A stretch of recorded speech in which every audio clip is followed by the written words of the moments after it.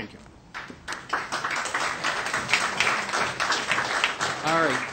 I'm going to call out the next group, Kusum Vora, Majiveen Saeed, Rebecca Sernasi, and Tracy McMaster. Any of those people here? Kusum, Majiveen, Rebecca, Tracy? Nope. Not here. Carrie Brody? Nope. Danielle Kohler?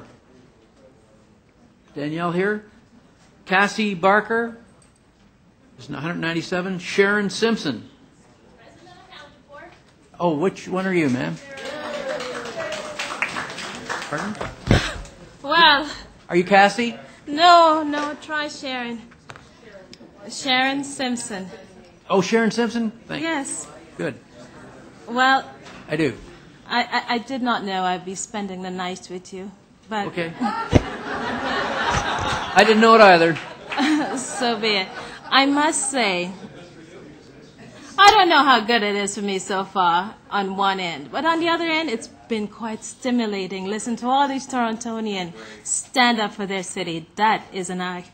Anyways, let me say, I found the process to be one that allowed people to speak. I, however, am disheartened at the fact that I also suspect the process to be one that silenced people. Silenced those who could not stay the overnight with you and enjoy the pleasures of their speaks.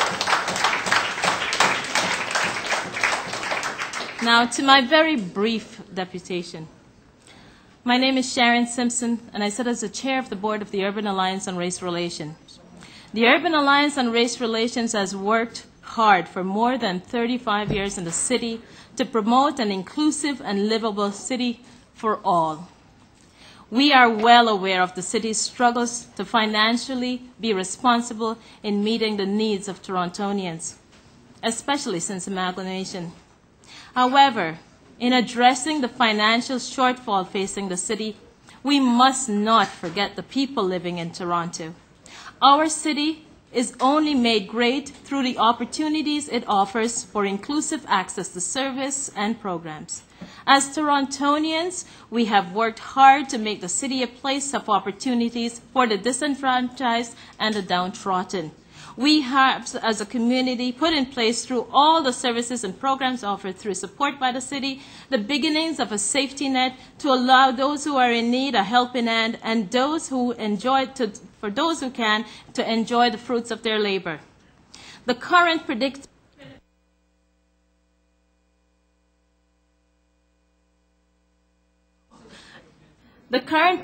for the city budget falls short, and the measures being proposed to deal with those shortfalls are nothing short of a huge step back. We cannot propose a gutting of the city and then hope to function as if it's business as usual. We need to continue the process of securing the future of the city for the people who live here, visit here.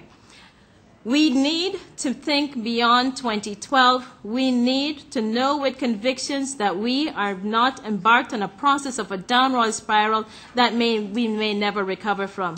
We have heard from Torontonians that they value their services, that they will think outside of the box, that they will not be complacent with a TINA process, that is, one that says there is no alternatives.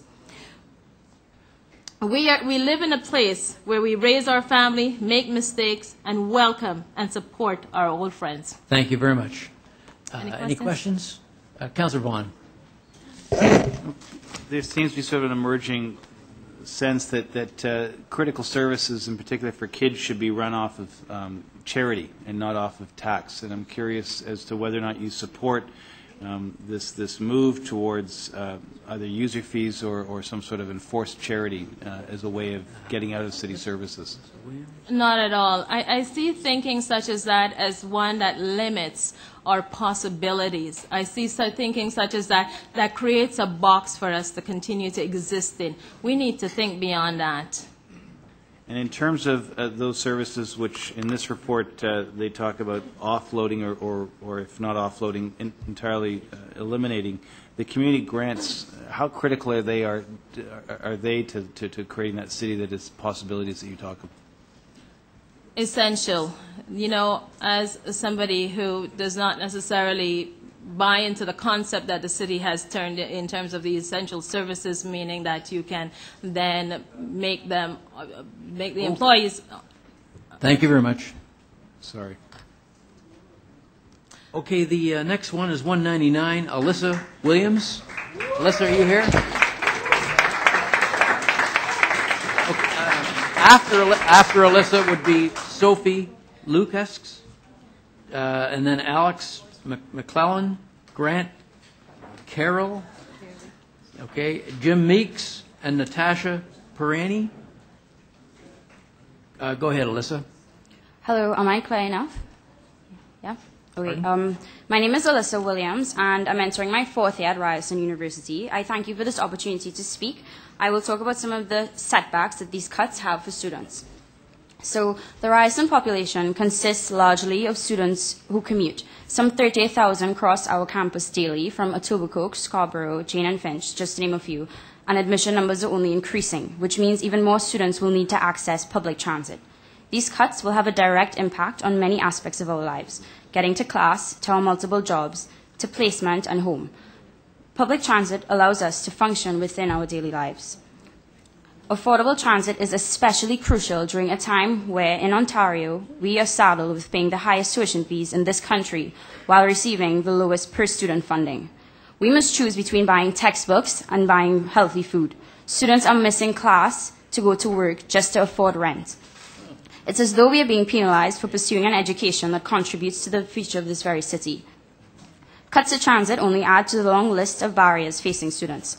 Keep in mind that we are not just students, we are residents, employees, taxpayers, sons and daughters. We have entire families that depend on our education for a better future. Every month, thousands of Metro passes are sold at our student center, and students wait in long lines just to save a mere few dollars on our monthly pass. To add insult to injury, the TTC is already the least subsidized transit system in the country. There is a problem when more than a third of its operating budget comes from fares that we cannot even afford to pay. The proposed cuts will only worsen the situation. Consider the thousands of students and workers that use the transit's night services to get to their jobs that they need to put food on the table to support their families and pay bills. Cutting this service is a direct threat to their well-being and their families. Concerning the cuts to Wheel-Trans, consider the countless number of people that are marginalized by their various disabilities, especially those whose transit needs are still not being met. This service actually should be increased, and any cut down on it is a direct strike against that community. As a racialized woman living alone in this city, whose family is dispersed across the province and the world, I need all of these services to stay safe and connected to this city.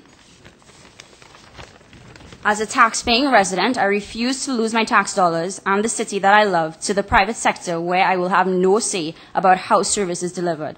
Nor will I allow my city to be sold off to the highest bidder just to see the most marginalized lose access to the services that they need to survive. We have elected you with the responsibility of building our community, but you're tearing it down. Think of Toronto's future and keep public services public. Thank you so much for your time. Thank you very much.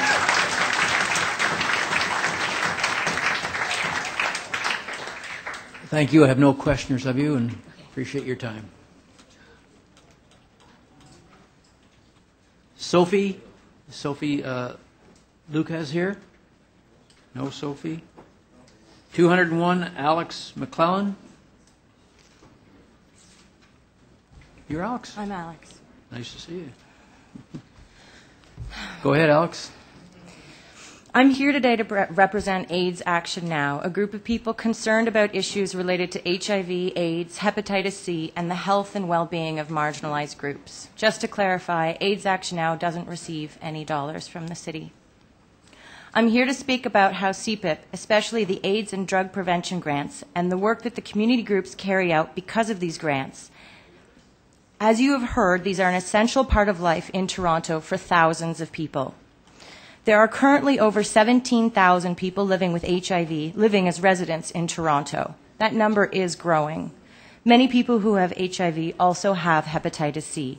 These people come from all different walks of life. They pay taxes, they vote, they live in the suburbs and downtown, and they invest in this city. Many are from disadvantaged and marginalized populations and face a great deal of difficulties. This makes life for them, their families, and their children uncertain. Some of these uncertainties can create the conditions where HIV is more likely to be transmitted. The services that provide support to these populations are an essential part of support to residents of our city. Investing in the health of people living with HIV and hepatitis is not just about being humane and having compassion. It is also a good investment for our city. If these AIDS and drug prevention grants were no longer provided by the city, we would lose proven methods of reducing HIV and other health issues, such as needle exchange programs. Yesterday, July 28th, was World Hepatitis Day, and we know that 70% of new infections of hepatitis C in Canada are related to injection drug use. Needle exchange programs are a necessity to cost-effectively protect the health of Torontonians, and many are currently funded through the CPIP grants. There is a wide range of scientific evidence indicating that needle exchange and other prevention programs are far cheaper than the cost to take care of people who become sick. I don't have time to go over this evidence in 3 minutes, and I've never even tried to consider doing that at 3 in the morning. But should you need it, I can provide you with it. We encourage you to make evidence-informed policy decisions that are fiscally sustainable in the long term. We urge you to consider the health impacts of KPMG's suggestions. KPMG's report does not take into account the long-term financial impacts of withdrawing these vital grants that support the health and well-being of residents of the city that you all represent. It does not take into account how these grants do the work that Toronto Public Health cannot do for vulnerable populations, and how this assists the city in fulfilling its mandated obligations to the province. That is me just repeating what is in the Board of Health staff report that you have as a recommendation on your desk. HIV and hepatitis C are on the rise in our city, and taking these grants away will just make things worse. Okay, we got her. Okay, thanks very much. Question, Councillor Doucette and Councillor Montano. Thank you very much. Would you agree that if there's ever an opportunity for the city to accept any provincial funding for, say, testing of syphilis and HIV, we should accept that fund? Absolutely. We have a problem with these issues, and any support that we can get from the province, from the feds, to deal with it is welcome. Thank you very much. Thank you. Councillor Montano. Yes, thank you very much, Alex, for the deputation. Are you aware that the medical field, represented by doctors and nurses, are quite alarmed that the city might be cancelling our AIDS prevention strategy funding? Absolutely. These are evidence-informed, researched, appropriate programs that need to be carried out in order to keep the epidemic that we're already struggling to address at the level that we are. And all health professionals that I am aware of that are involved in the response are appalled at the idea that health promotion programs and prevention programs and needle exchange programs would be considered as something that could be eliminated and not considered an essential service. Do you think that if the funding for AIDS prevention groups, and 42 of them in total, if it was eliminated, that perhaps the long-term health and financial impact would be much greater than the 1.679 million that we funded to? Absolutely. I have no doubt about that, and I believe that there is research out there that could support that. Thank you very much. Councillor Vaughan. I'm trying to remember, is the City of Toronto the first city to have a public health program that dealt with AIDS? I'm not sure. We have been a leader in our municipal AIDS grants. Would we be the first? Would we be the first city to cancel an AIDS program? Yes, as far as I know. Okay. Thank you very much, Alex. Thanks for your time.